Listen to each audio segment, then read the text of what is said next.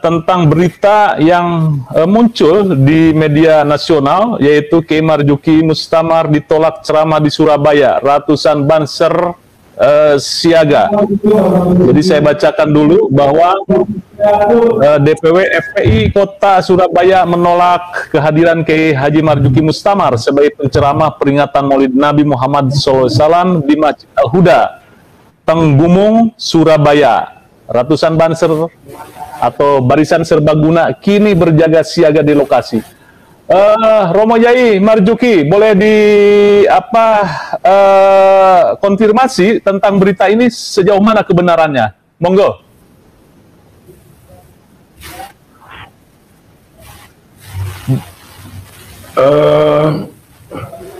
Kalau surat dari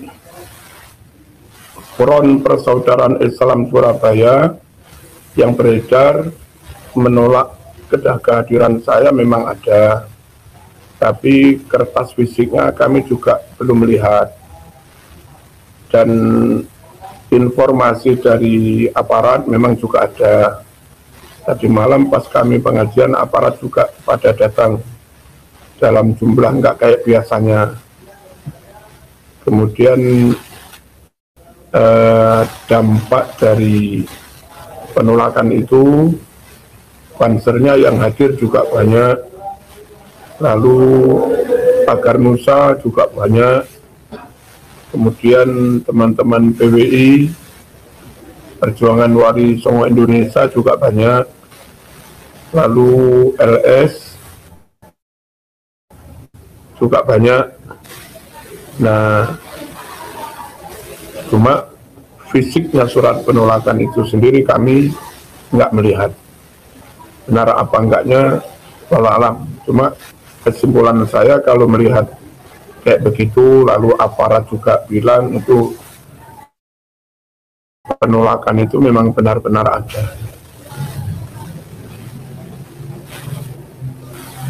Ya baik, kalau boleh tahu apa alasannya isu yang beredar bahwa DPW FPI Surabaya itu menolak kehadiran atau ceramah Romo Yai Marzuki? Apakah terkait dengan materi ceramah yang mengulas tentang nasabah baib atau bagaimana, Romo Yai? Kami nggak tahu.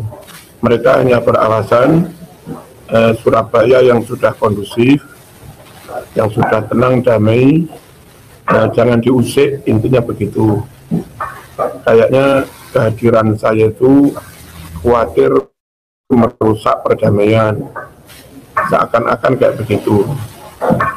Kami sendiri andai sempat ngomong langsung kepada pihak FPI, kepingin mengatakan sebetulnya apa ada sikap saya, keputusan saya,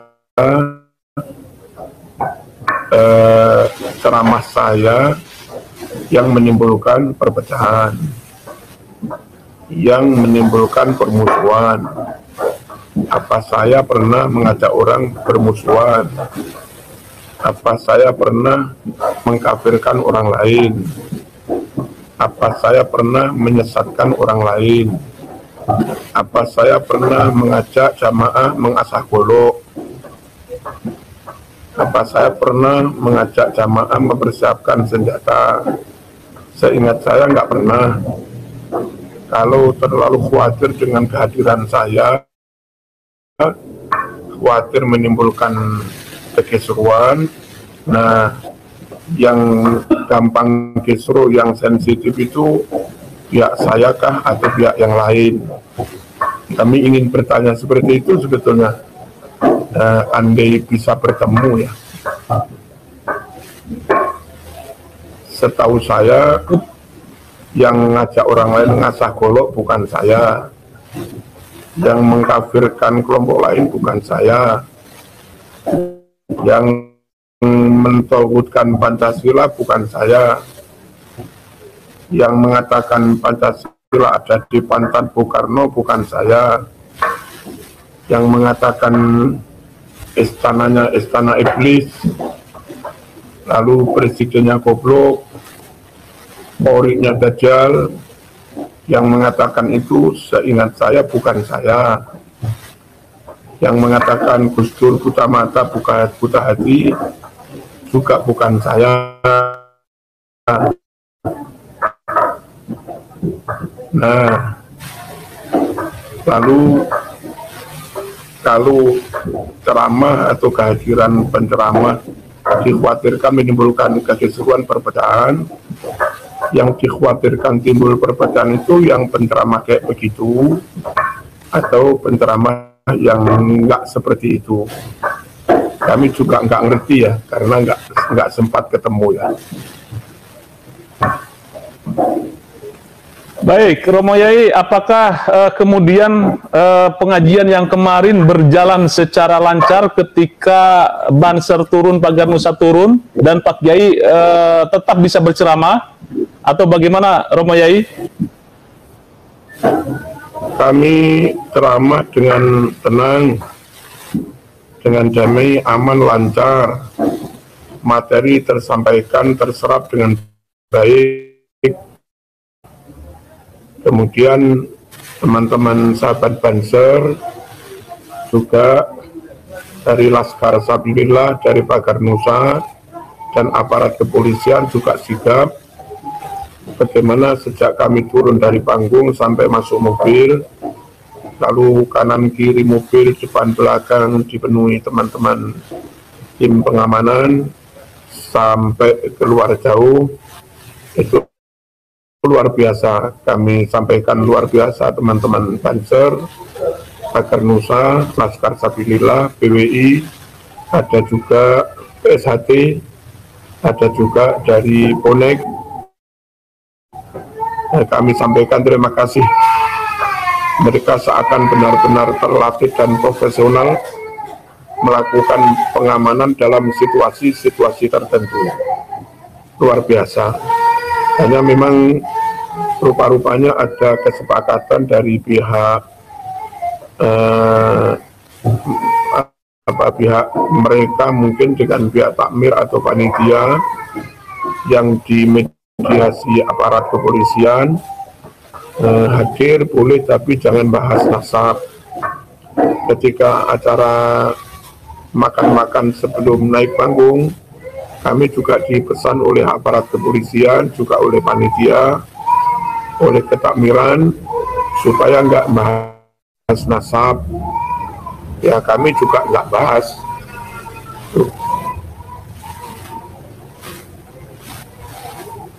Ya, jadi persoalan yang kira-kira dengar itu persoalan bahwa materi dakwah Romo Yai jangan membahas atau mengulas tentang polemik nasab habaib, begitu ya Romo Yai ya. Kemudian ceramah materi semalam apakah menyinggung soal itu apa tidak Romo Yai? Pokoknya dipesan jangan bahas nasab gitu. Sehingga kami membahas tentang keislaman, lalu membahas tentang keahlus sunnah wal jama'an, aswaja, lalu membahas tentang ber-NKRI harga mati dengan segala kemajemukannya, bagaimana bertoleransi. Selesai didoakan, yang mendoakan juga pihak Arab, karena ada orang Arab yang datang juga beberapa, ikut naik panggung juga, tak beri kehormatan, mimpin doa ya. Habis itu pamit sudah. Ya baik, Romo Yai, memang ada saya mendengar bahwa Romo Yai itu ikut juga mendeklarasikan atau hadir di dalam pembentukan atau deklarasi PWI itu di daerah salah satunya di Jawa Timur. Apakah itu mungkin karena sikap Romo Yai sekarang lebih cenderung ke kelompok yang pro terhadap kajian nasab, atau seperti apa Romo Yai?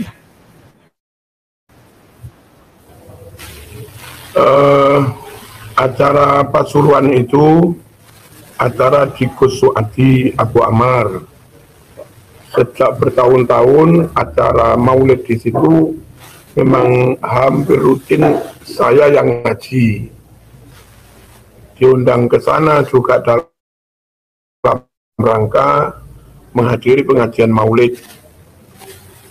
Nah, terus ternyata ada pelantikan PWI dan Laskar Sabilillah. Lalu karena saya dipandang yang sepuh, saya diberi kehormatan untuk membacakan baiat. Lalu saya baiat karena kebetulan baiatnya saya agak hafal. Terus ya saya baiat terus nggak sebegitu membaca teks, seakan-akan baiat itu dari saya. Padahal baiat itu ada di teks itu sebetulnya. Terus sekalian kami memberi sambutan ketika itu di Pasuruan. Dalam memberi sambutan di Pasuruan juga di beberapa tempat pengajian, intinya saya sangat memaklumi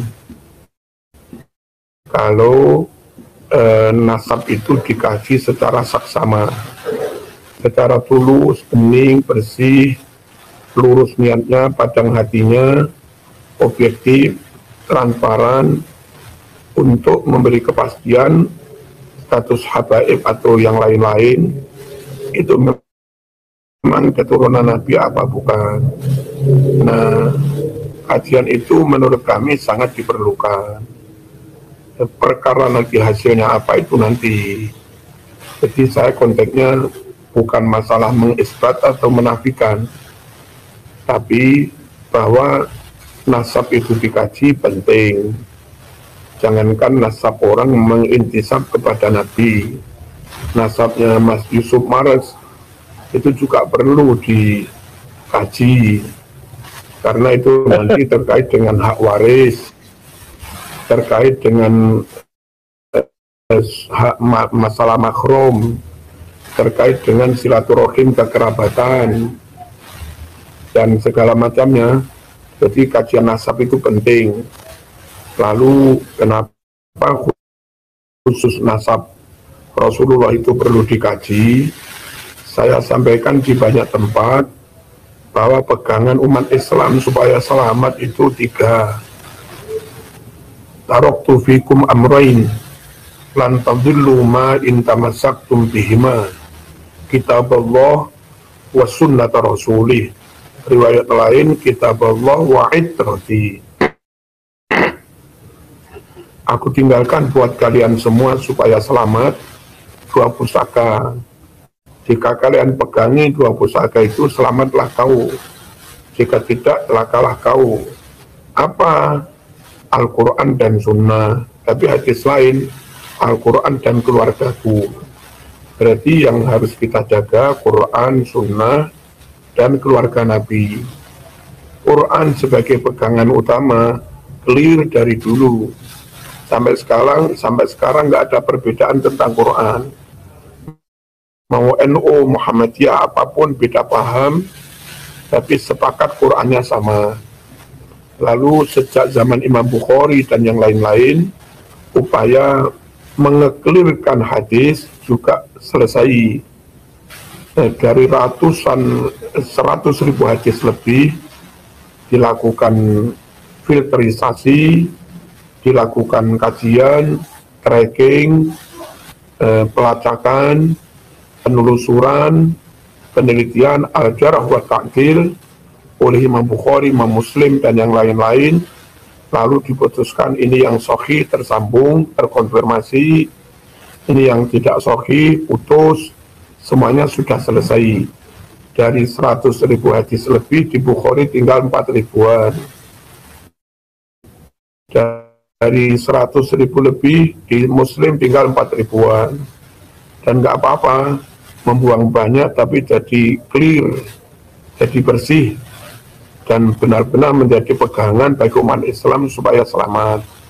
Quran sebagai pegangan selesai, Sunnah sebagai pegangan selesai, kemudian pegangan ketiga yakni Ahlul Bait Intiroti itu sekarang belum clear, maka perlu ada kajian untuk mengeklirkan itu. yang ke rumah juga sesama orang Arab, kadang yang bilang, ada yang bilang, Kiai nggak usah percaya pada itu bukan itu. Nanti yang lain juga bilang begitu kadang ke saya, nggak usah percaya pada itu bukan. Kami ini orang Jawa, nggak tahu zaman itu Tamim, apa zaman ini Kohtoni, apa zaman ini Habasyah. Kami nggak tahu. Nah, tapi kalau intern mereka sendiri ada perbedaan, pertentangan, nggak perlukah dikaji supaya clear? Saya kira perlu, karena ada pertentangan di intern mereka. Lalu jarak nasab, ada yang bilang aneh nasab ke-28, aneh nasab ke-29, lalu diralat katanya bilangnya baru tidur ngantuk, kemudian bilang lagi aneh nasab ke-38, ada yang bilang nasab ke-40 sekian, ada yang bilang nasab ke-50 sekian, keturunan yang sama, dalam hitungan abad yang sama, tahun yang sama, 1446 Hijriah, yang mereka klaim keturunan Nabi yang sama. Kok jaraknya terlalu jauh? Kalau ada yang bilang nasab ke-28, lalu ada yang bilang nasab ke-53 misalnya, itu terpaut 25 nasab. Nah, satu nasab itu kalau jarak rata-rata 25 tahun, 4 nasab 100 tahun, lalu 8 nasab 200 tahun, 16 nasab 400 tahun, 20 nasab 500 tahun, 25 nasab 600 tahun. Intern mereka sendiri kadang dalam mengeklaim kami nasab keberapa, itu ada fajwah, ada gap, ada disparitas yang sangat jauh.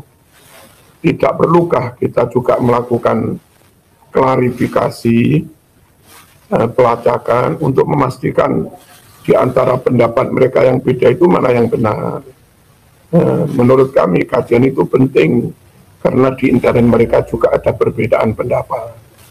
Lalu kalau misalnya orang yang ngaku keturunan Nabi, nggak jauh-jauh dari Nabi lah,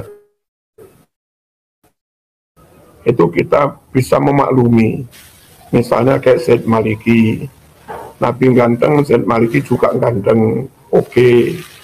Nabi itu Mekah, Quraisy, marganya Bani Hashim, Said Maliki juga Mekah, Quraisy, Bani Hashim, oke. Nabi Fatona cerdas, Said Maliki juga alim, oke.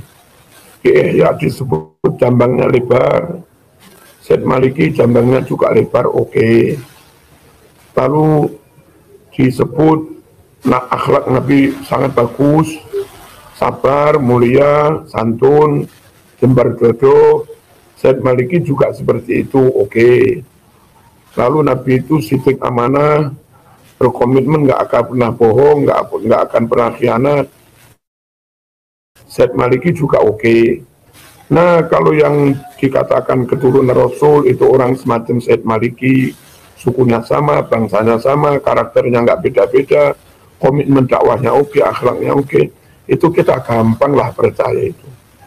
Ketika yang ngaku nasab Nabi itu Nabi Mekah, dia Yaman, Nabi Mekah, Nabi Quraisy, dia misalnya Kohtoni, Tamim, atau Habasyah, atau Hadromi. Nabi marganya Bani Hashim, lalu mereka misalnya Al-Qadiri atau apalah, kami nggak tahu.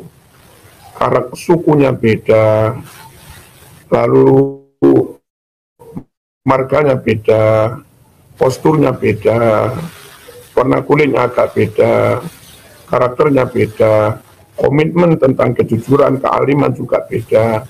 Nah, kayak begini lalu ketika mereka ngaku keturunan Nabi, tolong dong yakinkan kami dengan di-tracking secara nasab, secara tarikh, secara diverifikasi, dijarah wa ta'dil, lalu kalau perlu juga ada pembuktian pakai DNA atau apa.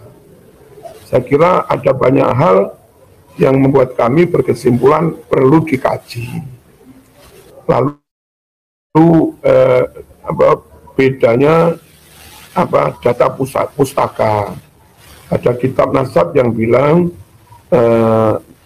si Ubaidillah nenek moyang mereka keturunan dari Ahmad bin Isa. Ada kitab yang mengatakan bukan keturunan Ahmad bin Isa. Nah, bedanya data pustaka itu juga perlu kumpul bareng-bareng, dilakukan pengkajian mana data yang valid, mana yang tidak valid, mana data yang akurat, mana yang nggak akurat. Sebagai kajian jangan ditolak. Memang ada masalah, begitu loh. Lalu kemudian misalnya Nyun Sewu, menurut kami rata-rata jarak antar orang tua dengan anak itu kisaran 25 tahun, 26 tahun, kalau dengan bapaknya 27 tahun, 28 tahun, kalau dengan ibunya karena mbak-mbak itu nikah umur 20, 21, jarak anak dengan ibunya itu kadang 22, 23, 24, rata-rata jarak nasab ya kisaran 25 lah. Kalau 1000 tahun nasab ke 40, kalau sekarang 1400 tahun pantasnya nasab ke 56, kalau sekarang 1446 pantasnya nasab ke 58. Nah, kalau ada orang bilang saya nasab ke 55, 56, 57, 54, itu wajar. Ketika hijriahnya sudah 1446, lalu ada yang bilang aneh nasab ke 28, itu sulit kami percaya, sebab kalau di rata-rata 1446 dibagi 28 itu ketemunya sekitar 51. Masuk akalkah ibunya rata-rata melahirkan umur 51? Apa enggak sudah menopause? Apa enggak sudah berhenti haidnya dan yang lain-lain? Belum lagi yang cerita aneh-aneh, sekali duduk bisa khatam surat Yasin 90.000 kali. Lalu kadang misalnya enggak Jumatan, kok enggak Jumatan? Aneh Jumatan di Mekah. Tapi pikiran kita Mekah belum masuk zuhur, nunggu 4 jam lagi. Kemudian Mi'raj 70 kali semalam. Bisa mendinginkan, kalau nggak malu, nggak sungkan sama Allah, kami akan dinginkan neraka. Kami bisa menyetop pesawat yang berjalan dan segala macamnya. Terus kalau di daerah tertentu, jangankan berdoa di toilet pun diijabah Allah. Nah, yang begini-begini apa enggak bertentangan dengan syariat? Nah, hal-hal yang aneh-aneh itu mendorong perlu dilakukan tracking, perlu dilakukan kajian untuk memutuskan benar apa enggak sih. Nanti kalau kajian itu selesai, kalau memang benar mereka keturunan, yuk ayo umat semakin enggak ragu menghormati mereka. Kalaupun ternyata bukan keturunan, ya jangan berat hati kalaupun harus dicoret dari daftar nasab Rasulullah, gitu loh. Mending menjaga kesucian nasab Rasulullah tanpa ada nama kita atau mereka, daripada dipaksakan nama kita, nama mereka dicantolkan di situ, tapi nasab keturunan Rasulullah itu jadi nggak bersih, jadi nggak murni, jadi nggak suci. Sementara Quran mengisyaratkan wa yutahhirakum tathira. Allah benar-benar ingin mensucikan kamu hai ahlul bait. Nah, kajian nasab ini penting untuk mengeklirkan mana yang benar-benar keturunan, mana yang benar-benar bukan keturunan. Kalau itu sudah nasab menjadi clear, bersih, murni, suci. Itu dikehendaki Al-Quran dan dikehendaki kita semua. Yang tidak mau dengan begitu berarti dia mengkir kepentingannya sendiri, bukan kepentingan Islam atau umat. Nah, kemudian kalau di salawat tiba itu menyebutnya ya Rabbi wardo anis sahabah, ya Rabbi wardo anis sulalah. Menyebut keturunan Nabi itu pakai kalimat sulalah. Sulalah itu dalam Quran, sulalatin mingtin, itu saripati, inti. Nggak sembarang orang ngaku keturunan Rasulullah, lalu dianggap benar keturunan Rasulullah. Harus diteliti, disaring, difilter, di-tracking, dilakukan pembuktian, lalu dan nanti ini inti sudah bersih murni, itu namanya sulalah. Yang mengkaji siapa, serahkan ahlinya. Ada yang ahli forensik, tes DNA, ada ahli sejarah, ahli nasab, terus mungkin ada artefak atau apalah penelitian makam-makam. Silakan mereka yang melakukan keahlian, mereka yang punya keahlian yang melakukan penelitian. Kalau kami itu intinya karena ada 1, 2, 3 banyak yang kami sampaikan, kajian itu penting. Hasilnya apa ya nanti, jangan tergesa-gesa marah. Belum diketahui hasilnya kok tergesa-gesa marah, emosi. Siapa tahu hasilnya apa ibu keturunan, kan malah untung juga sebetulnya. Sebagai kajian jangan dicegah, jangan dilarang. Lalu mohon-mohon kepada negara nanti setelah Pak Prabowo dilantik, kami sangat berharap intelijen turun, fair, kemudian aparat dibuatkan tim resmi oleh negara, didanai negara, melibatkan para ahli, itu mengkaji itu. Kenapa ngurusin nasab orang lain? Kalau nasab Marzuki, nasab Mas Yusuf, nggak dikaji nggak apa-apa. Tapi nasab mereka yang ngaku keturunan Rasulullah harus dikaji. Karena terkait dengan perintah menjaga Quran, menjaga sunnah, dan menjaga keluarga Nabi. Ini, kami itu nggak diakui nasabnya, mungkin memang nggak barokah kan. Tapi yang keturunan Nabi bener kan diyakini ada barokahnya. Jadi perlu dikaji itu karena hal-hal yang seperti itu. Nah, kemudian belum lagi pemalsuan makam-makam, makam kerajaan, makam pahlawan nasional. Lalu klaim-klaim kata Anda Indonesia itu milik wali-wali tarim dan segala macamnya. Lalu pemalsuan sejarah dan segala macamnya. Itu kalau negara nggak segera turun tangan, sementara kita ingin negara ini tetap seperti ini, nggak diklaim oleh bangsa lain. Kalau dibiarkan mesti tengkar nanti. Nah, supaya tengkar grassroots ini nggak terjadi, mohon dengan sangat negara turun tangan, tapi yang tulus ikhlas. Jangan ada kepentingan nanti dihisap loh. Pak Prabowo juga dihisap, para intelijen juga dihisap, para jenderal juga dihisap, tim juga dihisap, kita dihisap, habaib juga dihisap, semuanya dihisap. Dan harus jujur sejujur-jujurnya. Nanti yang terbukti suka memalsukan makam atau sejarah atau apa, ya harus ditindak.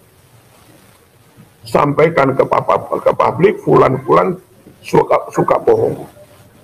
Supaya umat nggak percaya lagi kepada pembohong. Dulu ada perawi sekali bohong, hadisnya dinyatakan palsu.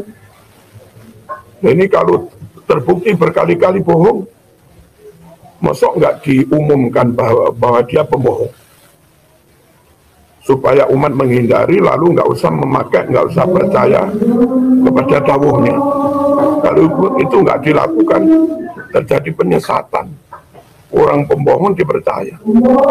Jadi saya kira begitu, Mas Yusuf. Baik. Ya. Baik, terima kasih Romo Yai. Mungkin ada sebagai penutup, ini mau maghrib kepada Nahdiyin. Dalam hal polemik nasab ini mungkin ada pesan-pesan khusus Romo Yai terhadap para Nahdiyin. Monggo. Intinya begitu, bahwa kajian nasab penting karena hal banyak yang kami sampaikan. Lalu kalau siapapun dari kelompok muhibbin atau siapa yang merasa punya keahlian, monggo kumpul. Syukur-syukur itu difasilitasi negara resmi. ada tim resmi, lalu nanti hasilnya diputuskan oleh negara masuk dalam lembar negara untuk jadi pelajaran sejarah ke depan. Terhadap kelompok ini begini-begini, awas. Terhadap kelompok ini begini-begini, awas. Ini loh, supaya jadi pelajaran bagi bangsa ini. Ini ya. Harapan kami seperti itu. Kalau di Malaysia ada sanksi hukum, orang yang ngaku keturunan. Di Saudi juga ada sanksi. Nah, supaya Indonesia itu ada data resmi, lalu itu bisa dipakai dasar membuat regulasi, lalu ada sanksi. Sekali lagi, negara perlu turun tangan. Ya. Baik. Ya. Ya, baik. Terima kasih luar biasa ini masukan dari Romo Yai Marzuki Mustamar bahwa negara untuk turun tangan terhadap polemik nasab ini. Mudah-mudahan juga ini didengar oleh Pak Prabowo dan kabinetnya nanti sehingga polemik nasab ini tidak berlarut-larut. Begitu ya, Romo Yai? Oke. Terima kasih Romo Yai. Salam buat keluarga dan santri. Semoga sukses dan tidak ada halangan apapun nanti untuk berdakwah dimanapun. Dan juga kepada netizen dari kami. Dan juga salam buat para Banser, Pagar Nusa dan LSI terus menjaga para ulama Nahdlatul Ulama. Wassalamualaikum warahmatullahi wabarakatuh.